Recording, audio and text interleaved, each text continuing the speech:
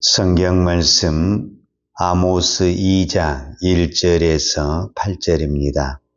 여호와께서 이와 같이 말씀하시되 모압의 서너 가지 죄로 말미암아 내가 그 벌을 돌이키지 아니하리니 이는 그가 에돔 왕의 뼈를 불살라 죄를 만들었음이라.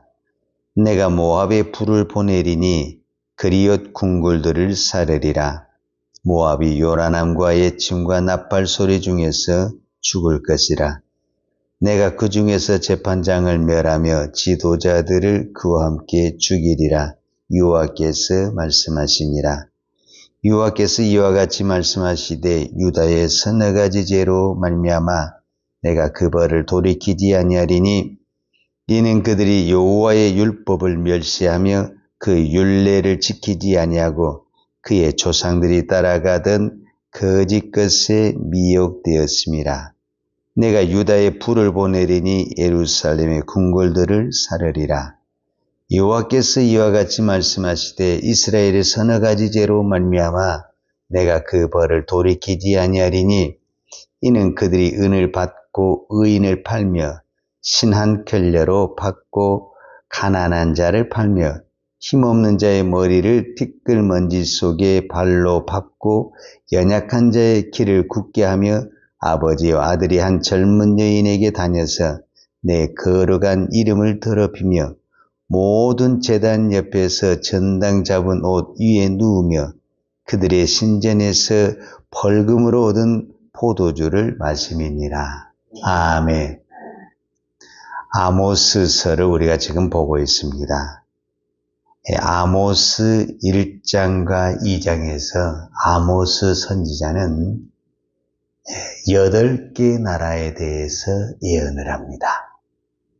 오늘 우리는 2장 1절에서 8절까지 읽었는데 이 2장 1절에서 8절까지 3개의 나라, 그러니까 모압에 대해서, 유다에 대해서, 그 다음에 이스라엘에 대해서 아모스가 하나님의 말씀을 선포한 것을 보았습니다.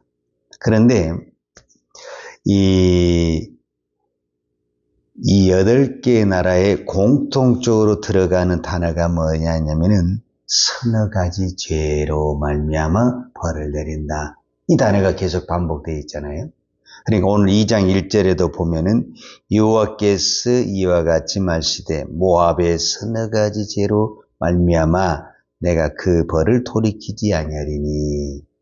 4절에도 보면 여호와께서 이와 같이 말씀하시되 유다의 서너 가지 죄로 말미암아 내가 그 벌을 돌이키지 아니하리니. 그러니까 모압에게 했던 말, 그 다음에 유다에게 했던 말, 이스라엘에게 했던 말, 그 첫 번째 말은 다 똑같아요.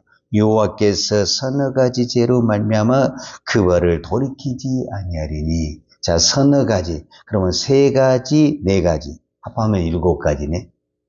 여러분, 어떤 사람에게 죄가 3가지 있잖아요. 이거 많은 거예요? 적은 거예요? 적은 거죠. 원래 죄는요, 수도 없이 많죠. 근데 3가지 가지고 벌을 내릴 수가 없죠. 그래서 여기서 이 단어는 그냥 문자적으로 서너 가지 죄가 아니라 어떤 의미적인 건데, 그래서 실제적으로 현대이나 다른 성경에 보면은 우리가 쌓다란 어떤 물건을 쌓잖아요. 물건을 쌓으면은 이제 계속 쌓는데 쌓을 수 없을 정도까지 쌓은 거 있잖아요. 그러면 우리가 뭐예요? 더 이상 쌓을 수 없다. 예를 들자면 여기 컵이 있어요. 자, 컵에다 물을 붓죠. 절반 있죠. 근데 어느 정도 딱 차고 넘치게 되면은 더 이상 부을 수가 없잖아요. 그러니까 이 말은 서너 가지 죄는 더 이상 부을 수 없고 더 이상 아주 가득 찼다라는 의미. 그러니까 죄가 가득 찬 의미를 이렇게 표현을 했다 그 말이에요. 그런데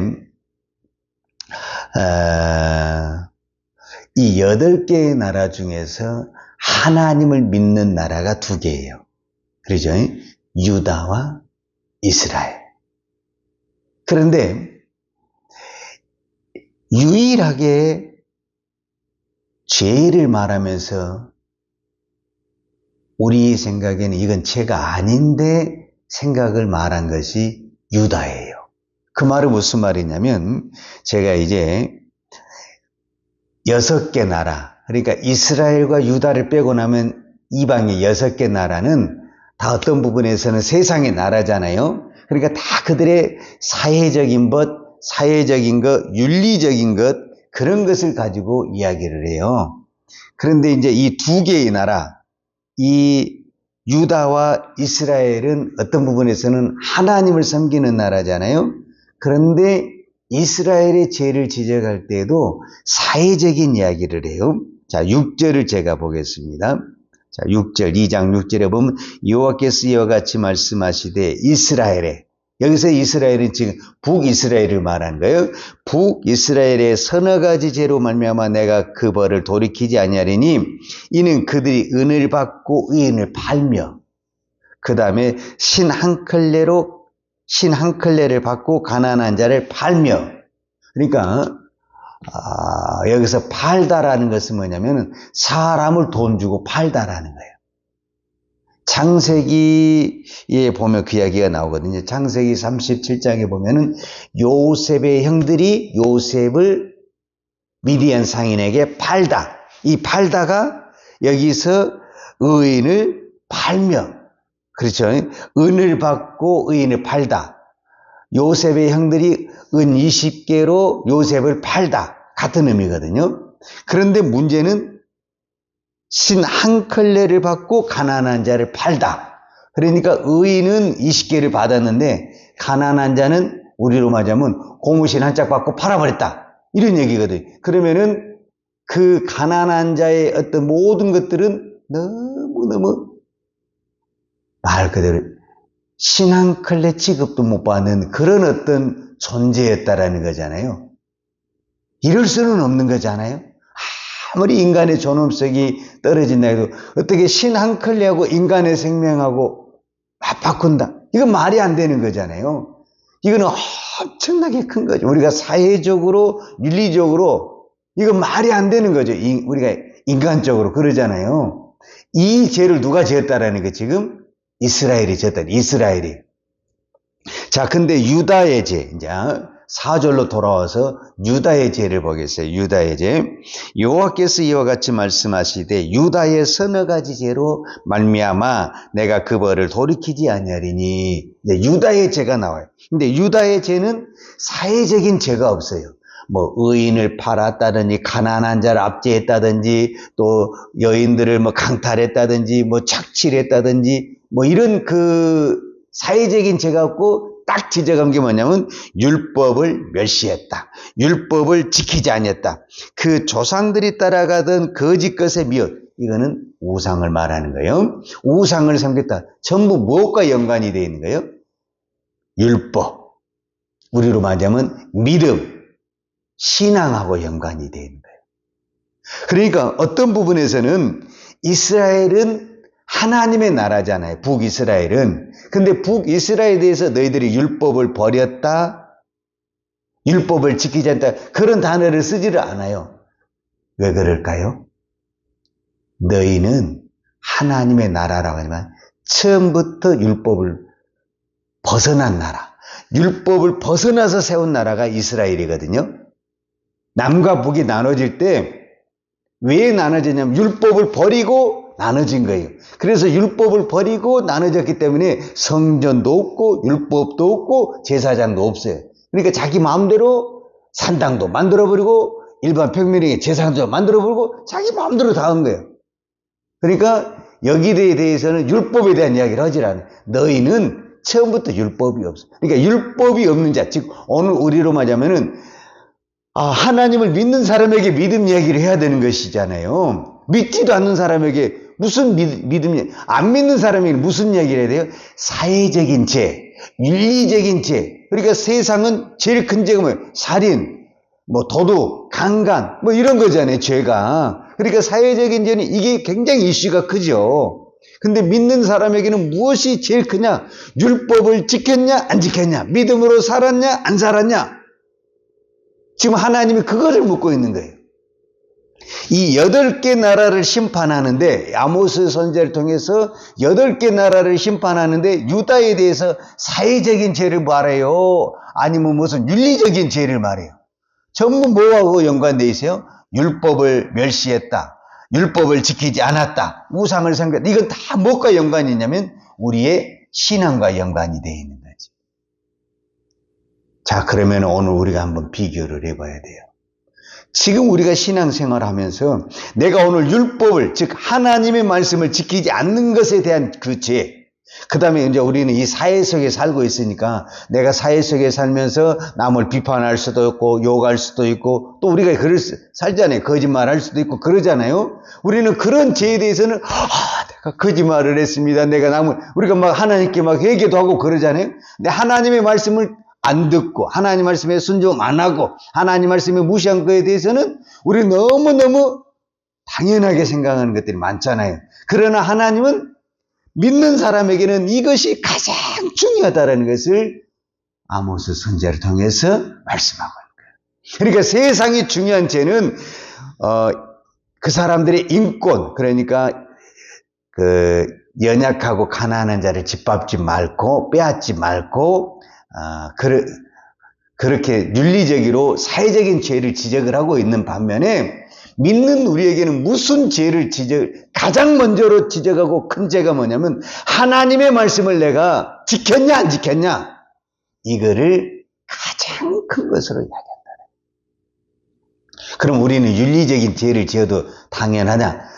그렇게 이야기하면 또 안 되죠. 윤리적인 건 그냥 기본으로 들어가 있는. 왜냐하면 하나님의 말씀을 지켰다, 그럼 윤리적인 죄를 지켰다는 게 안 지켰다는 게, 그건 당연히 지킨 거죠. 그러니까 우리가 믿음 생활 잘하면 잘할수록 우리가 윤리적으로 사회적으로 바르게 살게 돼 있잖아요.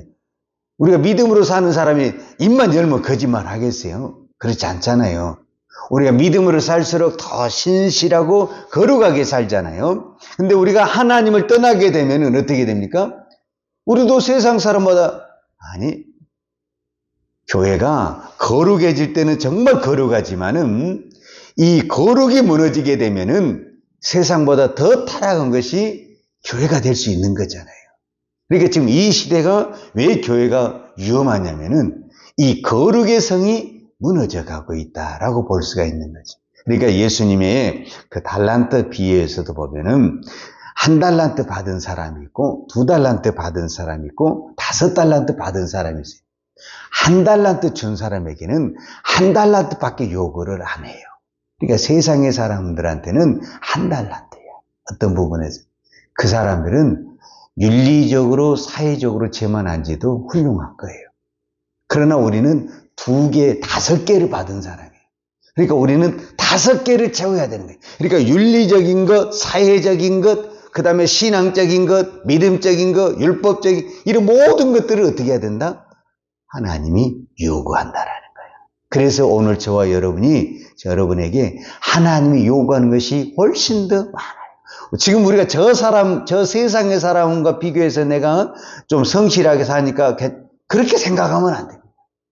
우리는 하나님이 말씀을 받은 자잖아요. 말씀을 받은 자이기 때문에 하나님 우리에게 가장 먼저 요구한 것이 너 말씀을 멸시했냐. 여기서 말씀을 멸시하다, 지키다, 그 말은 이렇게 무시하다, 멸시하다, 무시하다. 의미가 같습니다. 자, 1번, 하나님을 무시하지 말아야 됩니다. 근데 믿는 사람들이 의외로 하나님을 무시하잖아요. 하나님을 무시한 사람에게 반드시 나타나는 현상이 뭔지 압니까?